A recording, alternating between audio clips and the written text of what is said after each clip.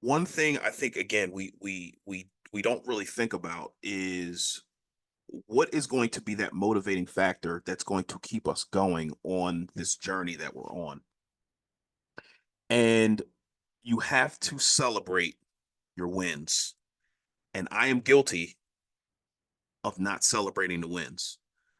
So uh, we talk about on this podcast, if you're a new listener, about how important it is to read books.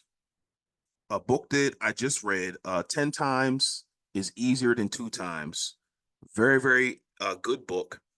And one of the things that I implemented was it said before you go to bed, write down three wins.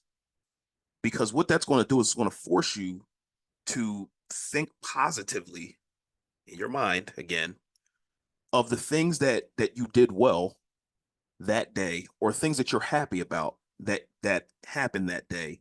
You write that down and then you go to bed thinking about the good things that happened for you that day.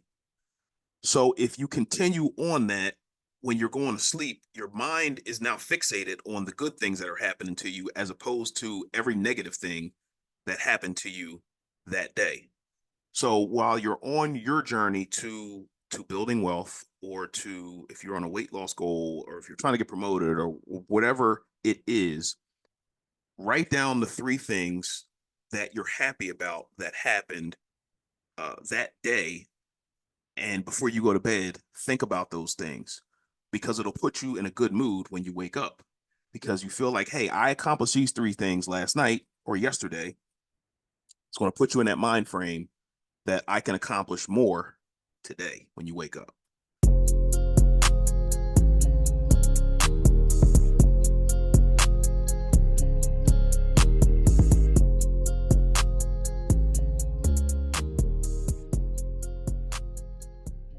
Hey, hey, hey, family. This is Jay Willis coming back with another episode of Wealth is a Journey podcast. Guys, this is episode 64. We're moving and shaking, providing good information, good quality content, man. As always, before we start, I'd like to say to the first time listeners, thank you for joining us on Wealth is a Journey. We talk about faith, family, and finances, among other things. If you are a return listener, thank you so much for coming back. Hopefully, we are providing you with good, valuable information that is going to help you on your wealth building journey on the way to the M's. And we are getting to the M's. So today's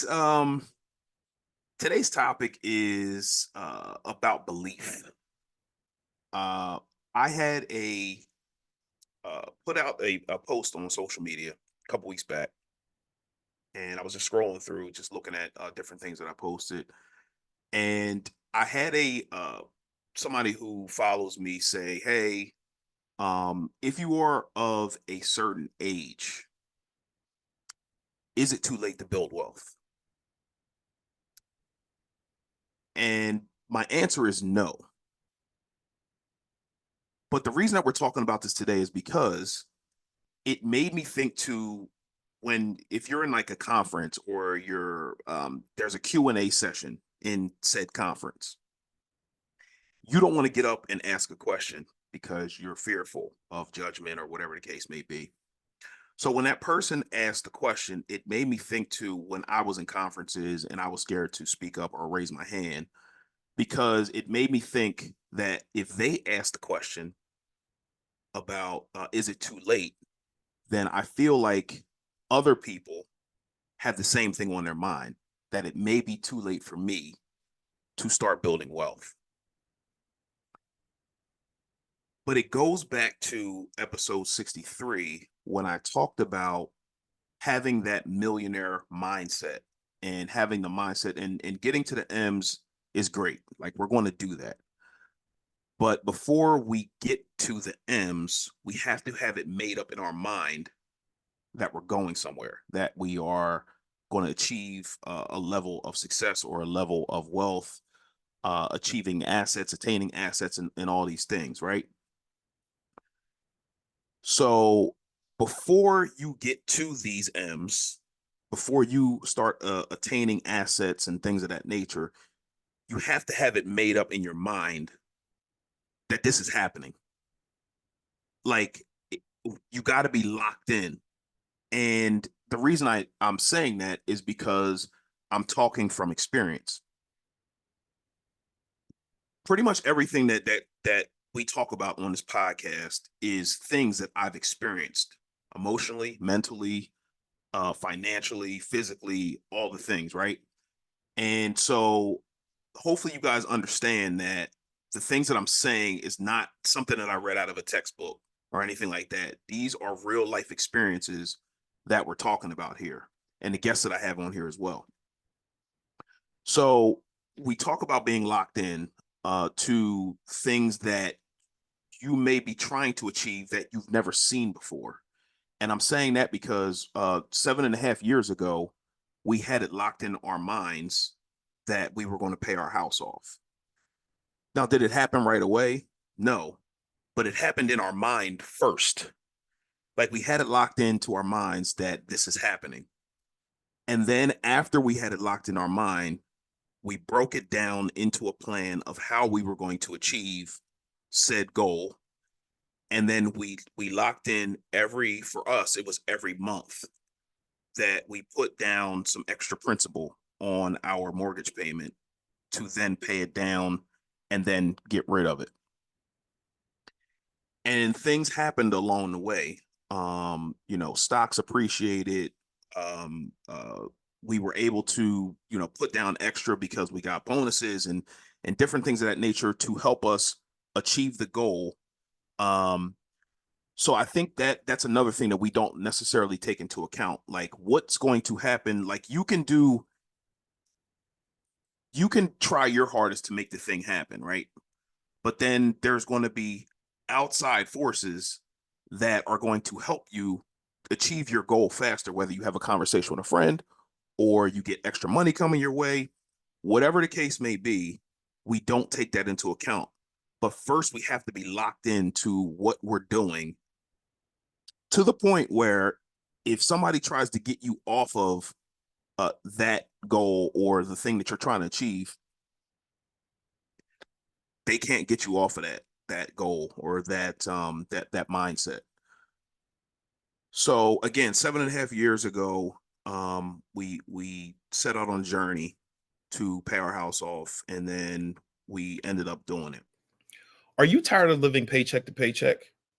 Are you tired of using your credit cards as an emergency fund? Are you tired of getting stressed out anytime you think about money? If the answer to any of those questions is yes, I'm here to help. My name is Che Willis, and I help families living paycheck to paycheck live the life that they want to live through budgeting and investing. And I understand the word budgeting may be scary.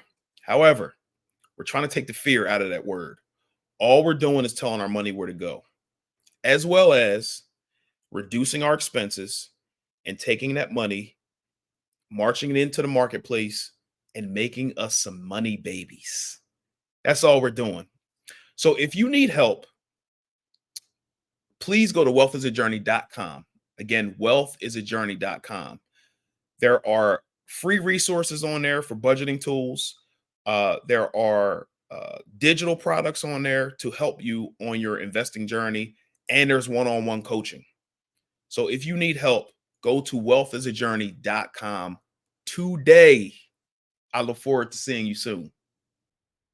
So again, we broke it down into bite-sized chunks on how to achieve the goal, and then we monitored every month what our progress was. And then once we hit mile markers within the goal, then we celebrated. So for you, if you feel like you are of a certain age or you feel like it's too late, I feel like that is what stops us from achieving our goals. It's the mindset. Because if you feel like that you are of a certain age, or it's too late for me, or I can't do it, then you won't. You never will. So what we're going to do today is we're going to break down 3 simple steps on how to get out of that mindset or how you can take the steps to achieve your goal. Step number one is belief. In order to achieve any goal, you have to have it in your mind that it's happening. Uh, Even if you don't necessarily have the evidence of that thing that you're facing, right?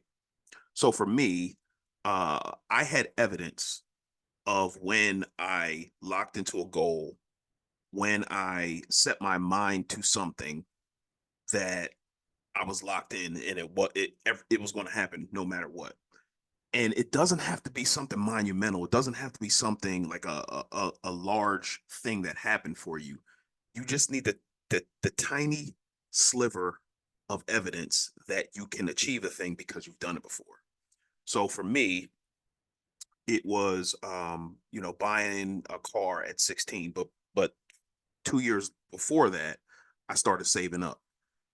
Uh, I bought a house when I was 23, but 2 years before that, I was saving up. So putting aside money, budgeting, it's huge. If you have financial goals, you're going to have to set money aside for that goal in order for you to be able to achieve the goal. So the belief piece, if you don't believe, or if you're having trouble believing this large goal that you have, whatever that may be for you, whether it's financially, physically, whatever the case may be, you have to remember the instances where you achieved something, small, large, whatever the case may be. So I always thought back to what I did before with God's help. The car, the the down payment for the house. So remembering those small things helped me to remember what God did for us, and it gave me the belief, my wife the belief, that this is something that we could achieve. So for you, I don't know what that would be. It could be, hey, I might have lost weight before. It might have been a pound or 2 pounds or whatever the case may be. But if you lost 2 pounds and your goal is to lose 25, then you can lose the 25 because you lost two before. But you have to think back to what you did before to lose the two. And then, hey, if since I lost two, I can now lose 25, if that makes sense. So think back to those things that you did before, small or large, pause, and remember those things, and that should help you on your journey. Number two, break it down. Whatever your goal is, large or small. Ours specifically was paying our house off. So what did we do? We budgeted every month. Um, we budgeted every month, and then we put different mile markers into onto this board, this thermometer, and then we colored it in every time we hit said mile marker, and then we celebrate it. So in order for you to reach a large goal, to knock it down, you have to break it down into small bite-sized chunks, because if you just look at this large mountain of whatever this goal is, this large mountain goal, whatever the case may be, you have to look at that. And in order for you to achieve it, you have to break it down, because if you just look at the large goal, it may discourage you. But if you, for us, when we budgeted every month, we put that money away every month. We dumped that money on our mortgage every month. When we were getting the pool, we did the same thing. We budgeted every month. We put down money every month. And then when it was time to pay for it, here you go. And then for the house specifically, you look back a year or two or three later, and you see the progress that you made. One thing I think, again, we don't really think about is what is going to be that motivating factor that's going to keep us going on this journey that we're on. And you have to celebrate your wins. And I am guilty of not celebrating the wins. So uh, we talk about on this podcast, if you're a new listener, about how important it is to read books. A book that I just read, 10 times is easier than 2 times.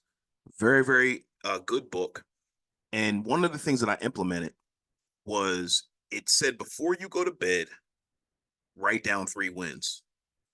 Because what that's going to do is it's going to force you to think positively in your mind again of the things that you did well that day or things that you're happy about that happened that day. You write that down and then you go to bed thinking about the good things that happened for you that day. So if you continue on that when you're going to sleep, your mind is now fixated on the good things that are happening to you as opposed to every negative thing that happened to you that day. So while you're on your journey to building wealth or to if you're on a weight loss goal or if you're trying to get promoted or whatever it is, write down the 3 things that you're happy about that happened that day. And before you go to bed, think about those things because it'll put you in a good mood when you wake up because you feel like, hey, I accomplished these 3 things last night or yesterday. It's going to put you in that mind frame that I can accomplish more today when you wake up. So those are that's step one and step two. Step one is belief. Step two is breaking things down into small bite-sized chunks to again give you the belief that you can continue on this journey. Number three is look for evidence. Look for evidence. What I'm saying is,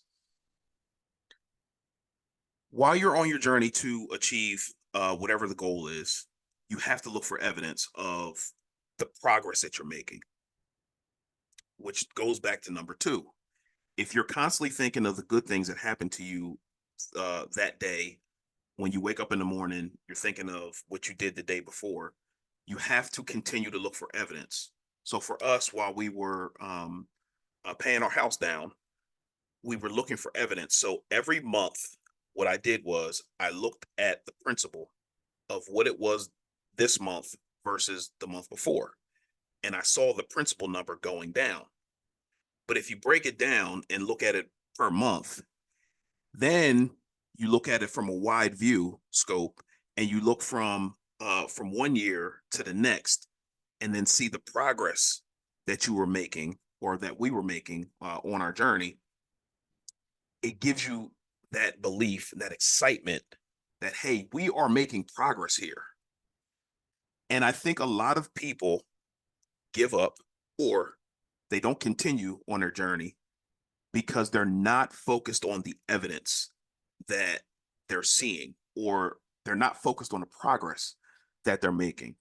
And I think this is very, very important because if you feel like you're not making progress, a lot of times you're going to quit. I don't care what it is because you feel like you're wasting your time. So, what I'll tell you is that while you're on your journey, just stick to it, man. Stick to it longer than a week or two or a month or 6 months and continue just to look at the small progress that you're making along the way because that's going to give you the belief that you can keep going. I want to give you guys a quick story. So I just recently talked to a client of mine and they're a husband and wife. And when we first talked about budgeting and all the things, super discouraged. Um, they were in dire straits in my opinion. Like, how are we going to get this done? We got all these bills, and how are we going to do it? So the way I set my calls up is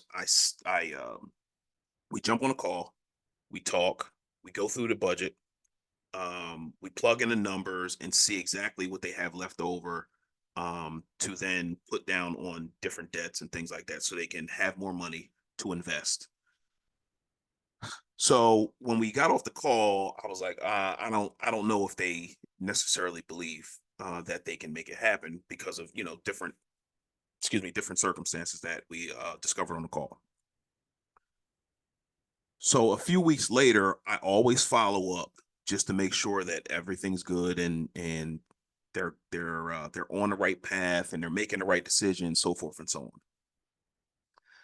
So when I talked to them, they're like, "Hey, we paid this card off. We got rid of this debt. We went on a vacation, not a vacation, but they went to a conference to help them build up their business." And they reported back to me that they found ways to not spend money frivolously like they may have before because they weren't paying attention. So this goes back to what we were talking about before about focus and focusing on the goal. And when you pay attention, good things can happen. And I believe that people's money get out of control or gets out of control because they're not paying attention. So as you're on your journey, you have to pay attention to the things that you're doing that's going to help you along the journey and help you along the goal with the goal. So for them, they weren't paying attention before, and now they're paying attention. They're paying attention to every dollar that goes in and out of their budget. And I think that's the evidence that they needed to see to keep going. So before they didn't have evidence because they weren't paying attention. Now they're paying attention, and now they're seeing the evidence of, if I cut back here or I shave here, I can take the money here and then dump it on here, get rid of this payment, and now I'm going to have extra money to do the things that are going to be necessary for me to build wealth. That was huge, man. Success stories like that help me to keep going with wealth as a journey, because um, if we get more success stories like that, then what's going to happen is they're going to be able to tell other people about their success. Maybe those people who are struggling in their finances. Then that's going to give them the belief that they can do it because, hey, my friend over here, they just paid off a credit card. They just got rid of some different things that were going on in their finances. And now they have more money to make that money, make them more money. And that's going to be the thing that's going to help us as a people uh, do great things out here. We need evidence, not for ourselves, but for the other people that are coming behind us, or our kids, or our family members, or our friends, or our circle of influence. So the bottom line today is that it's never too late for you to start. Now, what I will tell you is that obviously, if you have more time, the better, but it's never too late. And I'm going to tell you why. Even if you do start late and you get good at budgeting, investing, so forth, it's information that you can pass down to, again, those people coming behind you or your circle of influence, because people are inspired by those who achieved a level of success in a thing. So if they see you doing something great, then that'll give them the belief that they can do something great as well. And that's how it spreads. And then once that message of belief spreads, then that's when we're going to be able to break those generational patterns that we're going through in our family, that we're going through in our friend groups, and so forth and so on. So that's exactly how it's going to happen. We have to do something great to then show the social proof that our friends, family, circle of influence can do it as well. And that's when change starts. It can start with you. So, um, again, to answer your question, it is not too late. It is never too late. Just start. If you don't start, it's not going to happen. So we just have to start, and then things will start happening for us. Monies, conversations, to help you get the goal done faster.